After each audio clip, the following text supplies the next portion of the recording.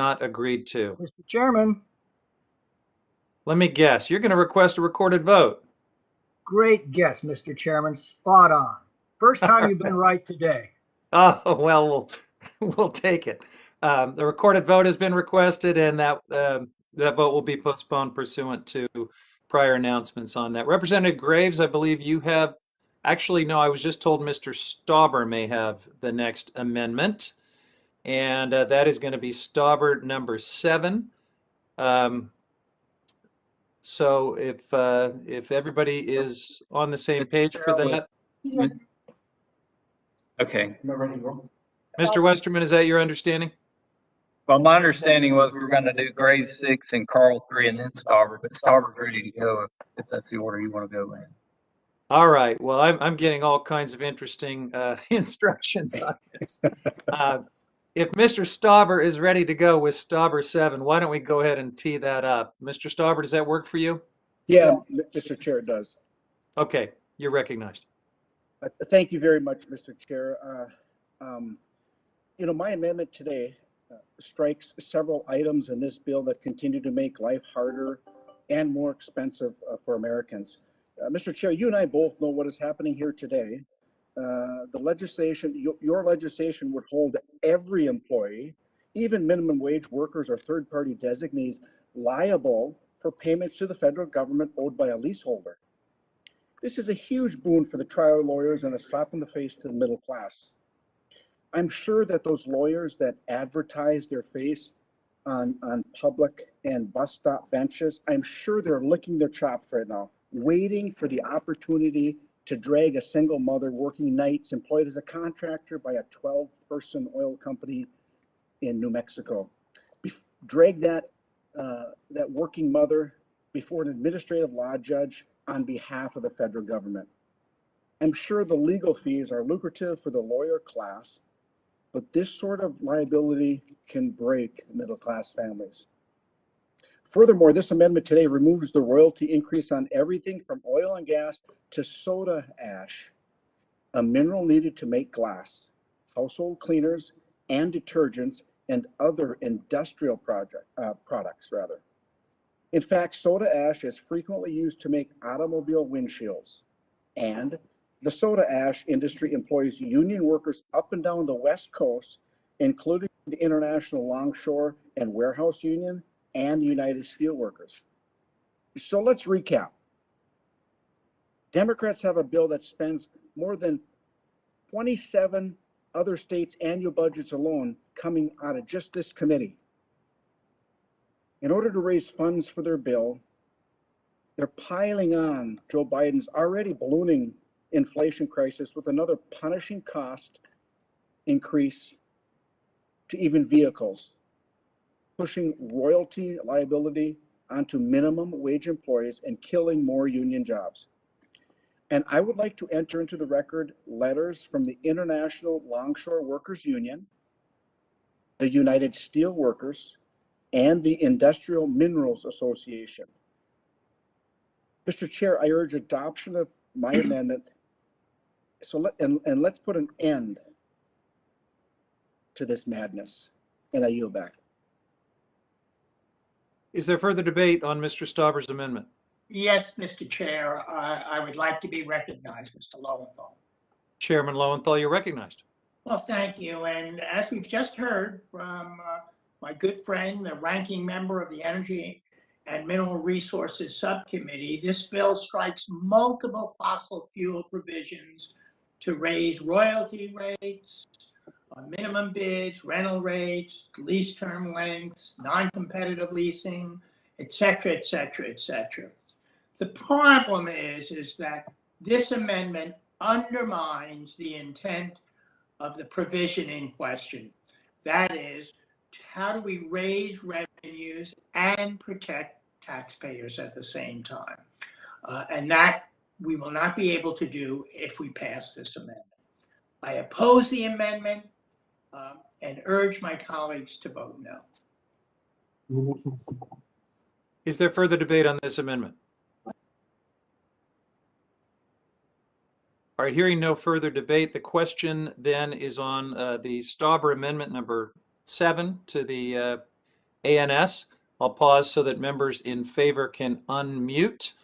All those in favor, please say aye. Aye. Aye. Members will Aye. please mute themselves now, and I'll pause for members opposed to unmute. All No, those opposed, please say no. No. No. And members will please mute again. In the opinion of the chair, the noes have it, and the amendment is not agreed to. Chair Huffman, I request a recorded vote. Thank you. Recorded vote has been requested and will be postponed pursuant to our previous announcement. Representative Graves, we're back to you now for the amendment designated number 6 to the ANS. If you're ready to go, you're recognized for 5 minutes.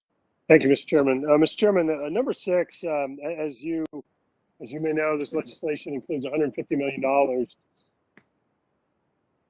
for the implementation of NEPA.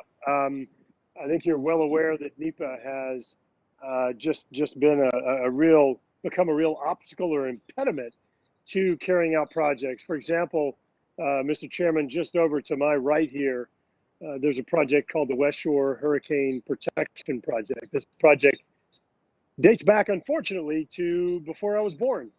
This project dates back to the early 1970s, and project hadn't been built. If it had been built, all of these neighborhoods, these communities that go all along this area wouldn't have been flooded. They wouldn't have been inundated. In fact, even communities back over in this direction, just underwater and underwater for days after the hurricane. So let me say that again. West Shore Hurricane Protection Project dates back to the early 1970s, before I was born. And look, there are a lot of reasons why that project has been delayed as long as it has. But one of them is NEPA.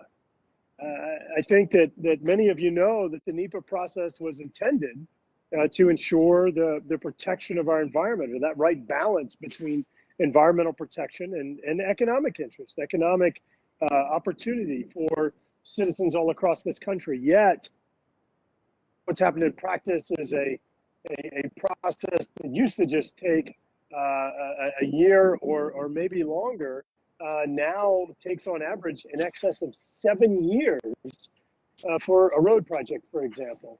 Mr. Chairman, all of us respect our environment and want to make sure that we leave a clean, healthy environment for future generations. But the law has been really just manipulated in many ways that no longer reflect the original intent of the Congress. And so I introduced legislation called the Builder Act, and the Builder Act has been supported by organizations such as the Bipartisan Policy Center, and I know my friend Mr. Lowenthal and I have participated with that organization.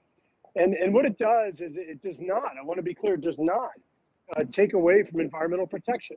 What it does do is it puts sideboards on what the agencies must be reviewing. It's to truly focus on the environment, not to get distracted by ancillary things, non-environmental practices, not allow this to get bogged down in litigation designed to slow down or stop a project. It ensures that we move forward on projects. And Mr. Chairman, these are projects that include things like renewable energy projects, projects like addressing the drought situation out west that I know plagues many of the districts that you all represent. It includes projects like making investments in a redesigned, a re-envisioned grid. And so this is legislation that makes a lot of sense. And I think that this amendment is an amendment that is based upon true experience and good policy. I think looking at some of the provisions of this bill, including a topic that we've discussed a good bit here, the Presidio Trust, this one would actually add value to the bill, and I think add value to all Americans across the country. So with that, Mr. Chairman, I urge adoption of the amendment. I'd be happy to take any questions that any of you may have regarding the Builder Act and the implications of this amendment, but yield back. Thank the gentleman. Is there further discussion on Graves Amendment number 6?